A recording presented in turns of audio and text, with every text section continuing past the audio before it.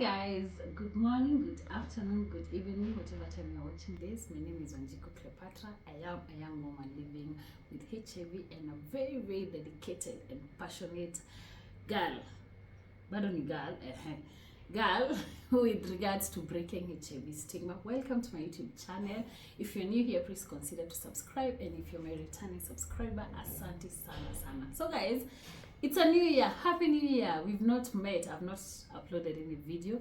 Nimekuwa pilka za kufungua kazi kufanya nini, but happy New Year. I hope 2025 gives us all the best that we've ever wanted. May God reward your efforts. May God give you everything that you've been praying for, and please let's remember that you will not get that if you do not work hard. So please go become. And today, you always ask me questions, so today I want to ask you a question.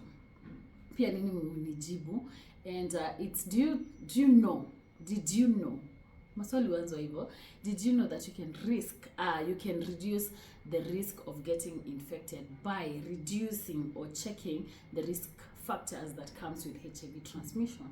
Did you know? So let's dive. This is a very short message that is explaining ways in which that you can prevent yourself from getting HIV. And now we'll start with one. Sitaki ku waste time sana, because mulisema mtaki hizi video mrefu zina waste time, sijui zinafanya nini. So let's dive in, and we'll start with condom use. And in this place, I always say that consistent and correct use of condoms will give you 99% prevention. 99. See, 99% prevention against HIV, against unwanted pregnancies, against STDs. So that is the first way and the biggest way to prevent yourself from getting HIV, the HIV virus. That is by condom use. And condom use, sisemangi tu condom use, nasemanga consistent and correct use of condoms. So, sio tumeshika hakuna mtu, I don't need to explain that. So no glove, no sex. No glove, no love. Exactly. So we go to the next one, and the next one is harm reduction with regards to people using drugs. When I say drugs, I mean people who inject drugs. And what we do, we have a topic called harm reduction, where we equip these people with syringes, with those everything that they use, so that they prevent them from infecting each other.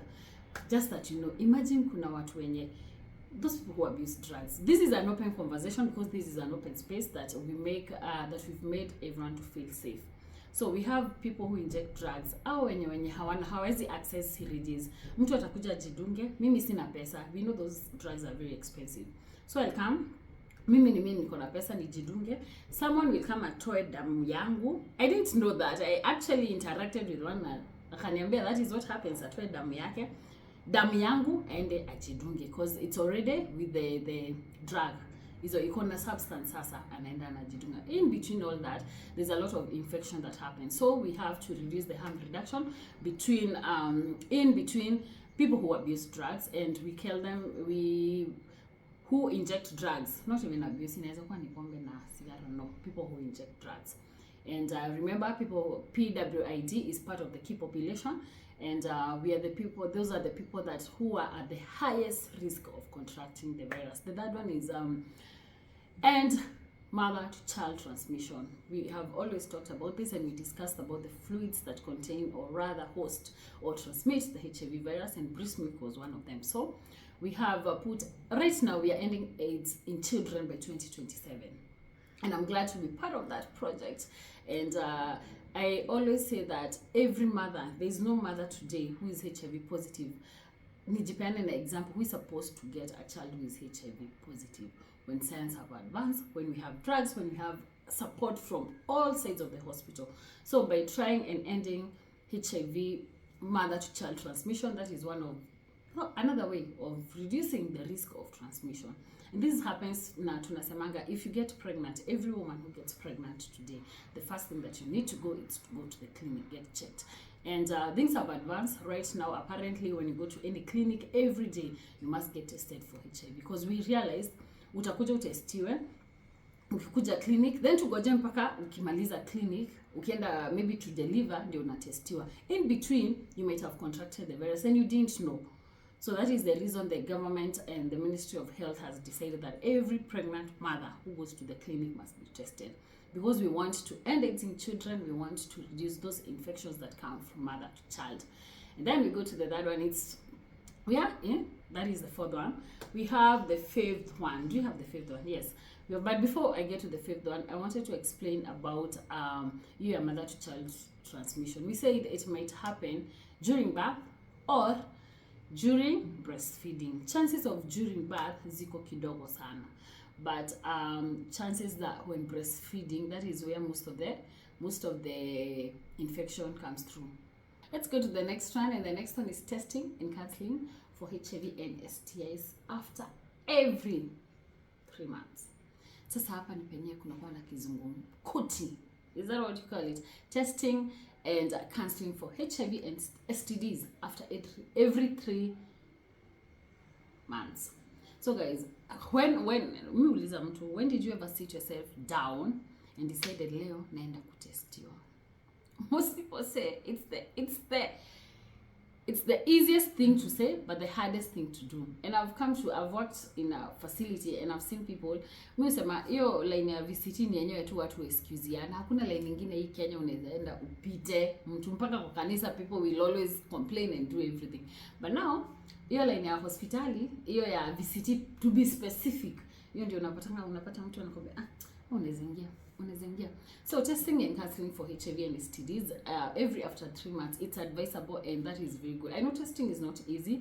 Most people would not even advocate for that. Watu usema utapata chenye unaenda kutafuta, but again, it's the only way to keep yourself and to know your status. I always say that testing and knowing your status is taking charge of your life and taking responsibility of yourself. If your results turn out to be positive, you have a chance to take drugs to put your life together and continue and live life, because there's life after a HIV positive result. If your results are negative, you have another chance to continue putting these preventive measures that I'm talking about right now, so that you continue maintaining the same negative status. Let's go to the next one, and it's voluntary male circumcision. We understand that circumcision is one of the stages, but of course not all communities advocate for that, and apparently we have the voluntary male circumcision project that always goes on, that is encouraging people to get circumcised because it reduces the risk of infection. Most of you know about all that. I will not get into details, but it's circumcision, and circumcision is one of the ways that reduces the highest risk of infection.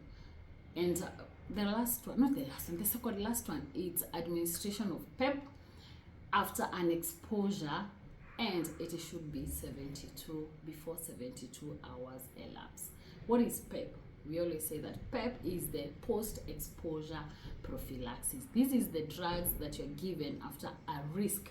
Maybe you were raped, maybe you got an accidental piercing or injection, maybe you were molested and all that. So PEP is the post-exposure prophylaxis. It's administered for 28 days, and I want to remind you that you must go for PEP before 72 hours. 72 hours ni siku tatu.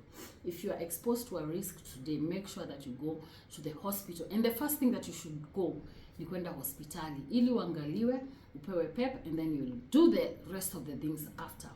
So let's remember that you can have a condom burst, you can have rape, you can be raped, you can have another exposure, but remember it must be 72 hours, and those drugs are given for 28 days. 28 days, 30 days, that is a full month. So at least we've talked about that previously, and now the last one, it's making sure that you go for PrEP if you feel that you are at the risk of contracting the virus. Those are seven different ways that you can reduce. And when I talk about PrEP is the pre-exposure prophylaxis. Pre-exposure, pre means before ifanyike.